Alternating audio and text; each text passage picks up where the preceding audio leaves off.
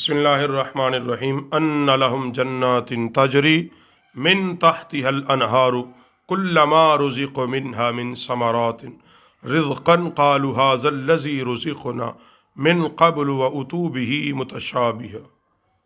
फरमाया कि बेशक उनके लिए बाग हैं, जन्नातिन बागात हैं, ताजुरी मिन तहती जिनके नीचे नहरें रवां हैं। अब जन्नत क्या है, ये पिछले 2 दिन से जो हमने मौजू पढ़ा कि ईमान और ईमान के बाद अमाल साले, फिर क्या मिलेगी? जन्नत। जन्नत इतनी अजीम और आला चीज़ अल्लाह ने बनाई है। लोगों को समझाने के लिए मिसाल जो दी जाती है, मगर ऐसी जन्नत नहीं है। जन्नत अल्लाह ने वो अजीम घर बनाया है कि जो ना किसी आँख में समा सकता है, ना किसी दिमाग में आ सकता है, और ना ही उसको कोई आँख अक़ल महसूस कर सकती है। वह इतना आली शान मेरे अल्लाह का घर है, और जिसके कुरान कहता मिन तहतिहल अनहार, वहाँ बागात हैं, फलों के बागात, जिनके नीचे नहरें बह रही हैं, जिनके नीचे दूध की, शहद की, शराबन तहूरा की नहरें बह रही हैं। कुल्लमा रुज़िक़ु मिन्हा मिन समरात, और जब उन्हें उन बागों में से कोई फल खाने को दिया जाएगा, वहाँ फल मिलेंगे। वो मुशाबे तो दुनिया के फलों के होंगे, मगर जायका ऐसा नहीं होगा मेरे भाई। वहाँ हूर व ग़िलमान इंसान की खिदमत के लिए होंगे।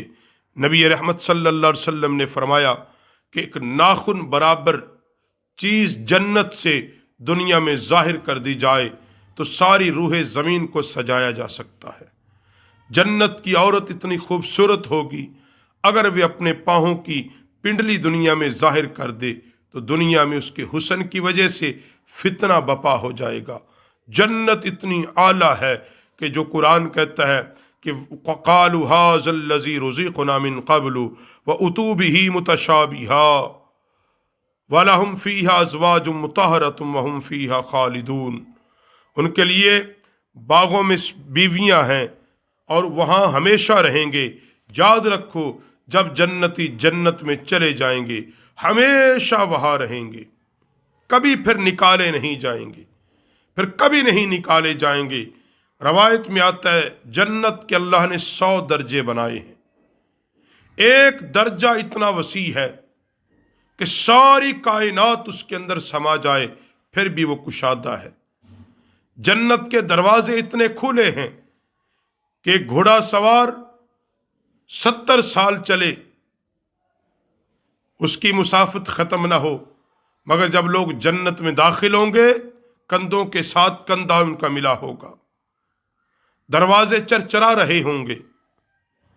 इतनी वसी व अरीस जन्नत है। उसमें ऐसे महल्लात अल्लाह ने बनाए हैं कि जो अंदर बैठेगा बाहर वाला उसको देखेगा और बाहर वाला अंदर वाले को देखेगा। जिसकी मिट्टी मुश्को ज़ाफ़रान की है, जहां इंसान जब जाएगा अल्लाह रब्बुल आलमीन उसके दिल में इसी तरह तस्बीह डाल देगा जिस तरह वो सांस लेना उसके लिए ज़रूरी है। वो सांस लेता है, इसी तरह वो तस्बीहात पढ़ता रहेगा। जन्नत इतनी आला चीज़ है मेरे भाई। जन्नत इतनी अफजल और अकमल चीज़ है क्योंकि बनाने वाला खालिक कायनात है, और जन्नत अल्लाह के हुस्न की जलवागाह है। जन्नत मोमिन के रहने की जगह है। जन्नत जो मोमिनीन अल्लाह से जब सौदा कर लेते हैं, अपना सब कुछ रज़ाए खुदा में सर्फ कर देते हैं, उनके इनाम अल्लाह ने जन्नत रखा है। और ख़ास लोगों को अल्लाह जन्नत में अपना दीदार अता फरमाएगा। और जन्नत के अंदर जो नेमतें हैं वो इतनी आला और अफजल और अकमल, इतनी खूबसूरत, इतनी लजीज नेमतें हैं। और हर जन्नती को हुरैन में से 2 बीवियां मिलेंगी। हर जन्नती खिदमत के लिए के गिलमान होंगे, वहाँ अल्लाह की तस्बीहात करेंगे। जहाँ जन्नती लोग अपना कूड़ा रखेंगे वो दुनिया और माफिया से ज़्यादा खूबसूरत होगी। جہاں جنتی اپنا کوڑا رکھیں گے وہ دنیا و ما فیہا سے خوبصورت ہوگی، اتنی اعلیٰ وہ چیز ہے۔ جنتیوں کے جو سونے کی جگہ ہوگی وہ کسی آنکھ نے نہیں دیکھا، ململ کے بستر ہوں گے، خوشبو اور زعفران دہکائی جا رہی ہوگی۔ اللہ حکم دے گا حور و غلمان کو اس کی خدمت کے لیے متعین ہو جاؤ۔ تو اس لیے حضرات گرامی قدر یہی ایک تصور آپ کر لیں کہ ان لہم جنات تجری من تحتها الانہار، باغات ہیں ان کے نیچے نہریں بہ رہی ہیں۔ وہ کتنا خوبصورت منظر ہوگا کہ گھنے درختوں کی چھاؤں ہو، گھنے درخت ہوں، پھر ان کے نیچے ایک صاف ستھرے پانی کی نہر بہ رہی ہو، اور پھر ہلکی ہلکی ٹھنڈی ہوا چل رہی ہو۔ آپ تصور اور اندازہ کریں کتنا پرسکون ماحول ہوتا ہے، کتنا ذہن کو، قلوب کو، اذہان کو، دماغ کو وہ کتنا سکون دے رہا ہوتا ہے۔ یہ دنیا کا ایک تصور کریں، مگر وہاں جنت ہوگی، وہاں کوئلے کوک رہی ہوں گی، اللہ کی حمد بیان ہو رہی ہوگی، وہاں اتنی ٹھنڈی اور اتنی تمہارے جسم کے مزاج کے مطابق ہوا چل رہی ہوگی، پانی کی لہریں رواں دواں ہوں گی۔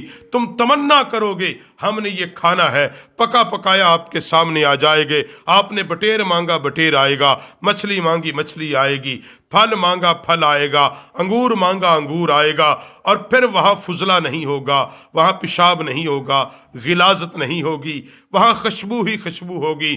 جب میرے نبی علیہ السلام کی بارگاہ میں عرض کی یا رسول اللہ صلی اللہ علیہ وسلم کیا بنے گا جو لوگ جب کھانا کھائیں گے جنت میں تو پھر کیا بنے گا؟ میرے نبی نے فرمایا ایک خوشبودار ہڑکار آئے گی، سب ہضم ہو جائے گا، ان کا جو پسینہ ہوگا وہ خوشبودار ہوگا، اس سے کستوری کی خوشبو آ رہی ہوگی۔ تو عزیزان من، اتنی افضل، اتنی خوبصورت جنت ہے۔